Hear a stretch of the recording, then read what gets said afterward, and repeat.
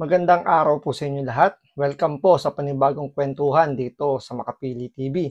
Ngayon, ito yung topic po natin ngayon, itong matagal naman na itong matagal na itong naging issue, yung pag-recruit ng mga aktivista, mga komunista sa mga eskwelahan para gawing NPA warrior, itong mga kabataan po natin na nag-aaral. So, kalimitang mga tinatarget nila dito, yung mga galing probinsya, siyempre malayo sa mga pamilya nila. Ito yung talagang vulnerable. So, ito yung mga madaling mahikayat ng mga komunista. So, ito, pag-usapan po natin to. Panoorin po natin tong balitan to. Pero bago ang lahat, kung hindi ka pa nakasubscribe sa Makapili TV, baka pwede naman pakipindot yung subscribe button. At the same time, paklik na rin po ng like. Wala naman pong bayad dyan. Kaya, pindot na. So, ito, panoorin po natin tong balitang to. Talamak daw ang pagre-recruit sa mga estudyante ng University of the Philippines para sumali sa New People's Army. Idinawit din ng isang mambaba. Actually, hindi lang po ito nangyayari sa mga government-owned or mga state university.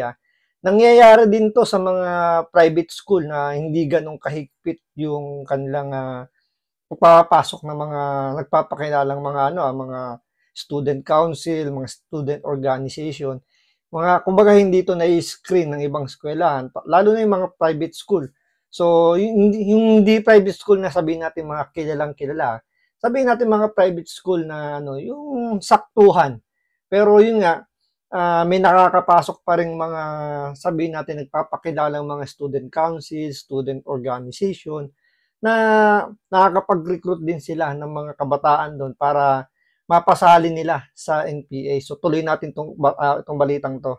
Batas na kasama umano sa pagre-recruit. Narito ang aking report. Nak, please, nak, nakita mo kami ngayon. Narinig mo ba kami ngayon? Please, nak, maawa ka, bumalik ka na sa amin. Tingnan nyo, umiiyak yung magulang, hinahanap yung anak niya kung nasaan. Pero alam niya, buhay yung anak niya. Hindi ito yung nawawalang anak niya na iniisip niya na pwedeng nawala na. Wala na as in, kinuha na siya ng may kapal.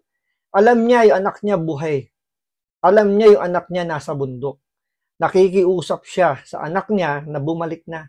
Pero mukhang kumbaga na brainwash na. Hindi na kaya to na pabalikin ng antimano yung magbabalik loob. Although may mga galing sa bundok na nagbalik loob, pero meron talagang mga kabataan. Ito kasi yung yung mga mapupusok . Ito yung talagang sabihin natin matitigas ang ulo na kapag na-brainwash mo talagang kumbaga paninindigan na nila yung kanilang desisyon. So dito hindi naaawa itong mga nagre-recruit na may magulang na umiiyak, nakikiusap sa mga anak nilang bumalik na. Ito yung mga nag-aalala na yung anak nila baka napano na.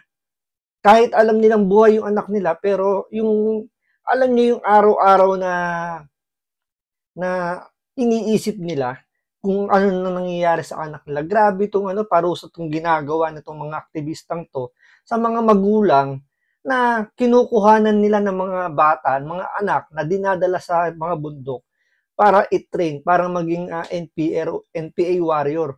Marami marami ng documentary niya, marami na nagpapatunay na ito talaga talamak na ginagawa ng mga aktivista. So itong mga aktivistang to, mga front lang tong mga to na nagtatago sa mga pangalan ng mga student council o student organization para hindi sila mapansin o hindi sila mapaghinalaan. Pero obvious naman na parte sila ng mga komunista. Pero ang nakakapagtaka lang dyan, bakit yung eskwelahan hinahayaan na makapasok yung mga ganyang klaseng organization, hindi man lang nila bine-verify, hindi man lang nila, alam niyo yun, hindi man lang nila chine-check kung ano ba yung kumbaga ano ba yung intention nila, ano ba yung pinakamoto ng organization nila. Pero yun nga, nakakalungkot lang na nakakalusot yan. Diba? Hindi sila naawa sa mga gantong klaseng magulang. Ito hindi po mga mayayaman to. Ito yung mga ordinaryong Pilipino na naghahangad na makapasok o makapagpaaral sila ng mga anak nila sa kolehiyo. Nang sa ganun, May angat nila yung buhay nila na kinagisnan nilang mahirap, may angat nila. Pero ang nangyayari, imbes na ano na mapabuti sila dahil ang iniisip ng magulang ay nag-aaral sa mga state university, mga pa-scholar ng gobyerno, magugulat na lang sila, wala na pala yung anak nila. Nandun na sa bundok at iba na yung hawak, armas na at hindi na ballpen at papel. Naghihinagpis si Ruth Sabeliano nang humarap sa pagdinig ng Senado para isumbong ang pagkawala ng 22 taong gulang niyang anak na si BG Yvonne na isang estudyante ng UP Los Baños. March 23 pa raw nawawala si Yvonne na tubong Agusan del Sur. Paniwala ng kanyang mga magulang, sumali sa New People's Army ang kanilang anak matapos ma-recruit ng student organization na League of Filipino Students. Ang huli raw nilang alam sa anak ay nag-community service sa Cavite, kasama ang sinalihang grupo pero di na siya nakabalik. Sobrang sakit ang naranasan namin ngayon. At Ibon, sobrang kaming nag-alala sa iyo. Ayun, nakakadurog yung yung puso ng ganyang magulang na nakikiusap sa anak niya na bumalik na. Pero dahil sa ginawa nitong mga aktivistang to, tumigas yung puso ng anak nila na kahit yung pakiusap ng magulang hindi na iniintindi, binabaliwala na. Kumbaga mas mas infected na sila, mas talagang na totally brainwash na ipaglaban yung kung ano yung gustong ipaglaban nitong mga aktivistang to. Alam nyo, yung paglaban sa gobyerno, hindi naman nakukuha yan sa sa paggamit ng dahas. Tandaan niyo napakatagal ng napakatagal ng problema ng bansa natin. Panahon pa ni ni Apo Lakay, ni Marcos Sr. Nandyan na yung mga yan. Ilang taon na yung lumipas, andyan pa rin sila. Ang tanging gobyernong lumaban lang talaga dyan, yung administrasyong Duterte. Diba? Talagang napilayan sila dyan, na to the point na lagi nga silang humihingi ng ceasefire, ng tigil putukan para lang alam mo yun makapagpalakas pero hindi sila pinagbibigyan ni Duterte. All out war talaga hanggang itinayo niya yung NTF-ELCAC na malaki talaga naging tulong na tuksain itong gantong klaseng yung pag-recruit nitong mga NPA na to, di ba? Pero ngayon, nangyayari, bumabalik na naman sila. Na nakakapag-recruit na naman sila. Kasi, hindi ganun hindi ganun katindi yung paglaban ng gobyerno natin ngayon. Kasi moron alam niyo yun, kung ang presidente talagang mahinang magbigay ng mga matatapang na statement, diyan lumalakas ang loob nitong mga komunistan to. Tulad ng sabihin ba naman bloodless war on drugs, 'di ba? Bloodless.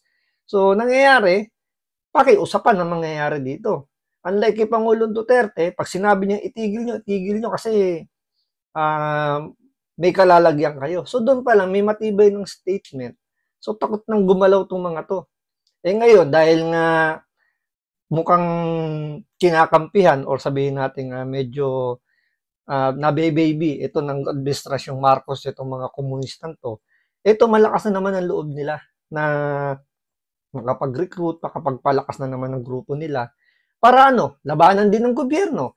Imbis na tuksain ng gobyerno, binibaby ng gobyerno para labanan sila. Diba nakikita niyo na ginigisa lang ng gobyerno yung sarili nilang mantika na para silang nag-aalaga ng ahas na anytime pwede silang tuklawin. Ibis na puksain nila yung ganyang klaseng pagmamalabis nitong mga aktivistan to, parang nakukonsinti pa. Diba? Nakakaawa yung gantong magulang na, alam niyo yun na, ang hinahangad lang naman sa mga anak nila na mapabuti yung buhay. So, anong klaseng kabuti yung buhay yung makukuha ng anak niya kung nasa bundok to, imbis na nag-aaral, nandun sa bundok, ang hawak, baril. At laging, alam yun, at laging nandun sa punto na makikipagbakbakan sa government troops natin. Para sa anong pinaglalaban? 'Di ba wala na yung point na ano, kumbaga tapos na yung point ng sabihin natin ng pakikibaka, yung armadong pakikibaka, tapos na yan eh. Hindi na yan yung makakabuti ngayon sa gobyerno natin. Ang makakabuti ngayon is mag-aral itong mga kabataan to, pag nakagraduate, tumakbo kayo sa politika. Kayo ang bumago ng gobyerno natin.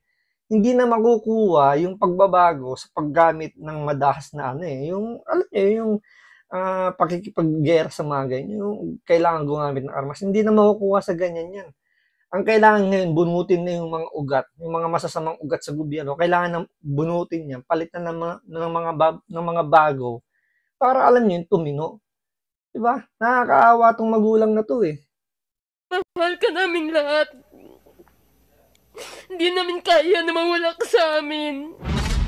Graduating na sana ngayong taon sa kursong Chemical Engineering si BG Yvonne, pero hindi na siya Gano'n yung graduating student to. Ilang buwan na lang gagraduate na. Ilang buwan na lang makakapaghanap na ng maayos na trabaho. Ilang buwan na lang pwede niya nang matulungan yung sarili niya, yung magulang niya. Ilang buwan na lang magiging proud na yung parents niya na makakapag-graduate sila ng kanilang anak sa UP. Siyempre, pag sinabi mong UP, iba yung ano, iba yung standing niyan, iba yung kumbaga yung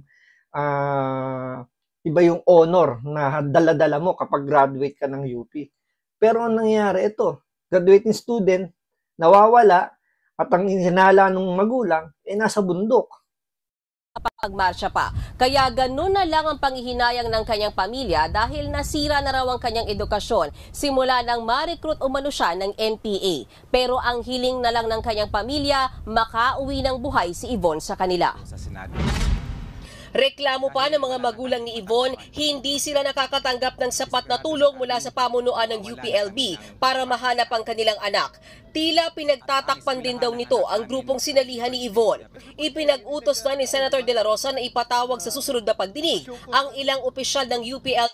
Yan yung nakakalungkot na ang alam ng mga magulang kapag nasa eskwelahan yung kanilang mga anak, safe. Pero nangyayari ngayon, parang kinukonsinti pa ng mga eskwelahan yung mga ganitong klaseng activity na unang-una kailangan magparehistro yan. Kailangan nilang, hindi na nila bine-verify kung ito ba'y affiliated ng isang komunistang grupo or talagang pure school organization lang. Kasi pag pure organization lang, within the campus lang dapat yung kanilang mga kanilang activity. Kung meron mang mga mga sabihin natin special event na kailangan lumabas ng eskwelahan, 'di ba dapat may consent ng eskwelahan na kailangan nilang kumuha ng kailangan nilang magpaalam para alam ng eskwelahan kung nasaan sila. Pero ang nangyayari dito, pinapayagan ng mga eskwelahan na may makapasok na mga student organization kuno na papakilalang para sa mga kabataan. Hindi na nila bine-verify kung ano ba yung purpose nila. 'Di ba? Tulad niya eskwelahan mismo, parang siyempre mararamdaman ng magulang 'yan kung nakikipag-cooperate ba yung eskwelahan o hindi. 'Di ba? Siyempre, ikaw as parent, kung ikaw yung nawawalan ng anak, mararamdaman mo kung tinutulungan ka ba ng eskwelahan. Kumbaga parang andun yung mararamdaman mo yung concern ng eskwelahan. Pero kung hindi mo nararamdaman na gano'n, talagang iisipin mo, mukhang pinagtatakpan yung ng eskwelahan, itong mga, sabihin natin, itong organization na sinalihan nitong anak niya. Para magpaliwanag. Humarap din sa pagdinig ng Senado si Kate Raca na na-recruit daw sa Communist Party of the Philippines noong freshman pa siya sa UP Diliman noong 2014. Tuluyan daw siyang sumanib sa NPA pagka-graduate niya noong 2019. Kwento ni Kate, ilang mga miyembro mula sa Student Council at accredited university organizations ang nagre-recruit sa mga estudyante. Pagsisiwalat pa niya, taong 2017 na magkasabay di umano sila ni ngayoy Kabataan Party List Representative Raul Manuel na mag-recruit ng mga kabataan sa UP para sa NPA. In your own opinion, dapat bang mananagot si Raul Manuel ito sa ginagawa niyang recruitment sa mga kabataan? Siyempre naman, sir. Kasi Ha? hindi niya kayang gawin yung ginawa namin. Pero, di ba? Kaya niyang mag-recruit ako. Baka sabihin nila one-sided yung story eh. Alika dito, Raul, at mag-usap tayo ng mga pinagagagawa. Ito, bilib ako rito, talagang diretsahan na na hinahamon niya si Raul Manuel. Ito yung congressman ng ng party list na Kabataan Party List na obvious naman na sinasabi nga nila, lalo na si yung NYC chairman, si Cardema yata yon, na talagang affiliated talaga to sa CPP-NPA. Na to the point nga na, diba, na tinatanong nga niya kailan pa, never na kinondem nitong mga party list na to yung CPP-NPA sa pag-recruit, sa ginawa nilang mga pag-aambush sa mga government troops. Never nilang kinondem yan. Ang sagot pa nga nila dyan, pagkakatanda ko, kung may mali raw na ginawa yung NPA, kasuhan daw. Pero once sa kinasuhan naman yan, lagi naman silang umiiyak na sinasabi, ginigipit naman daw ng gobyerno yung kanilang malayang pamamahayag, yung kanilang saloobin. Diba? Alam na, kitang-kita niyo yung kung paano nila paikutin yung gobyerno. Alam na nila, talaga naaral na nila kung paano nila paikutin, kung paano nila kung paano nila lalansihin. 'Di ba? Ngayon, maganda yung hamon dito nitong sinasabi niya, nakasama niya. Sige, punta ka rito, kwentuhan tayo para malaman ng taong bayan kung ano mga pinagagawa natin nung magkasama pa tayo. Natin noon, sir. Suggestion lang. Kaya si Senator De La Rosa pinaimbitahan na si Manuel sa Senado para magpaliwanag. While we respect interparliamentary courtesy, we also would like to afford him the floor. Kung gusto niya magsalita dito, harap-harapan doon sa mga dati niyang kasamahan, baka gusto niya i-defend ang sarili niya, invitation lang. We are not forcing him. Wala raw balak dumalo si Manuel o sino mang miyembro ng Makabayan Bloc sa pagdinig ng Senado. Tingnan nyo, noong si Pangulong Duterte yung gusto nilang imbitahan para dumalo sa EJK hearing na yan, ang tatapang nila maglabas ng statement na, kung matapang ka Duterte, di ba, umarap ka rito, Senator Bato de la Rosa, di ba, bakit di kayo umarap dito? Pwede naman kayo magpaliwanag dito. Ngayon, ito, ibinabalik na sa kanila a dose of their own medicine. Sila naman yung iniimbitahan ni Senator Bato na humarap sa Senado para makapagpaliwanag. Ano sabi? Bahagang buntot, hindi raw sila dadalo. Di ba? Kitang-kita niya na matatapang lang sila kapag sila yung yung mag-aakusa. Sila yung maggigisa. Ang gagaling nilang ang tatamis nilang magsalita, nakala mo wala silang inaatrasan. Pero nung sila na yung napunta sa punto na sila na yung iimbestigahan, sila na yung babahagang buntot, sasabihin, hindi kami dadalo dyan. Di ba? Wala kaming plano. Di ba? Ngayon, kung talagang wala kayong sabihin natin, wala kayong itinatago, kayang-kaya nyo yung, kumbaga, hindi totoo yung mga akusasyon, humarap kayo. Di ba? Hindi yung tapang-tapangan lang kayo dahil pinagtatanggol kayo ni Tambi. Mariinding itinanggi ni Manuel ang aligasyon. Hindi totoo na nagre-recruit tayo para sa ganong mga organizations. Kung may mga sumasali doon, individual choice po nila iyon. Yun yung nakita nilang avenue para sa talino nila at hinanakit nila doon sa mga problema ng bayan. Tingnan mo yung kasukit. Tingnan mo yung rason nitong kumag na to. Alam niyo, hindi sila sasali diyan kung walang mag-recruit. Unang-una, ano ba yung purpose nila? Bakit sila pumunta sa eskwelahan? Siyempre, mag-aral. Kaya sila mag-aaral dahil yung kahirapan nila, gusto nilang mabago. Gusto nilang iahon sa hirap yung kanilang buhay. Kaya sila mag-aaral. Hindi sila pumunta sa eskwelahan para magpa-recruit or para maging miyembro ng NPA. Hindi sana rumekta na kagad sila sa bundok. Naghanap sila ng mga NPA at sabihin nilang sasali na kami sa NPA. Diba? Walang pumupunta ron kasi nga ayaw nila. Ayaw nilang umanib sa ganyang organisasyon. Ang nagkataon lang na magagaling lang mag-brainwash yung mga recruiter na itong mga NPA na to. At ano ang tinatarget nila? Yung mga kabataang galing probinsya na ang mga magulang nasa malayo. Siyempre, kapag sila lang nandito sa Manila, Siyempre, mga malulungkot yung mga yan. Yun yung sinasamantala ngayon ng mga to, kinakaibigan. Yun yung kwento ng mga ng mga dating recruiter na nagbalik loob na, kumbaga sabihin natin, natauhan. Ganun daw ang ginagawa nila. Ang target nila ay yung mga kabataan na yung mga magulang is nasa probinsya, mga probinsyano, sabi natin ganun. So, sinasamantala nila yun. Ngayon, pag nakuha na nila yung loob, andyan na yung, siyempre, i-invite na sumali sa ganung organization. Unti-unti ng yun, bini-brainwash na. Tinataniman na ng galit sa gobyerno na sasabihin, siyempre, ayan, tingnan mo, dahil yung gobyerno natin, hindi tayo binibigyan ng eskwelahan sa lugar natin, kailangan nyo pang lumayo, kailangan nyo pang pumunta ng Maynila para lang makapag-aral. Ganyan ang gobyerno natin. Alam nyo yung tataniman ng masamang impression yung gobyerno natin. Hanggang sa magalit na ng magalit dahil siyempre, dala ng, dahil sa kalungkutan, napapalitan na ng galit yung, yung puso niya dahil nga, may punto nga naman na dahil nga naman yung gobyerno natin na hindi magkapaglagay ng ganong eskwelahan sa kanilang lugar, napipilitan silang lumayo. Di ba? Yan yung sinasamantala nitong mga to. Kaya, nakakatawa tong TikToker na to na choice daw ng mga kabataan na sumali. Hindi nila choice yun. Na-brainwash nyo lang talaga.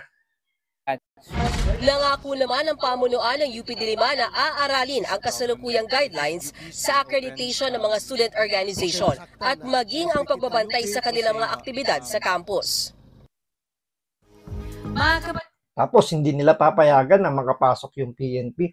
Nung panahon ni Pangulong Duterte, inirekomenda nila na makapasok yung PNP sa loob ng UP campus para ma-monitor itong mga aktivistang to na affiliated daw di umano sa CPP-NPA. Pero tinutulan niya ng mga student organization, pati ng eskwelahan ng UP. Ang kinakatwiran nila is meron silang sariling police power, meron silang sariling organization na kaya nilang i-handle ang loob ng UP campus. Di ba? Nakakatawa na ang gobyerno ay nagbibigay ng pondo, pero kinakalaban din nila yung gobyerno. Kaya nga napaghahalataan nga nila na mukhang itong UP daw, training grounds nga daw talaga to ng NPA. Di ba? Nakakalungkot na ang alam natin kapag ang mga anak natin nasa eskwelahan is siya protektado ng school dahil gusto ng eskwelahan panatag yung loob ng mga magulang na walang mangyaring di maganda sa mga bata. Pero ang nangyayari, pagdating ng college, ang mga eskwelahan na pinapasukan ng mga kabataan nagiging training grounds na. Especially itong ang UP. Nagiging training grounds nga daw ng NPA. So, tingnan natin kung talagang mapipilit ni Senator Bato na umattend sa hearing itong Makabayan Black para makapagpaliwanag. So, abangan po natin yan. Maraming salamat sa panonood. Ingat po kayo lagi. God bless.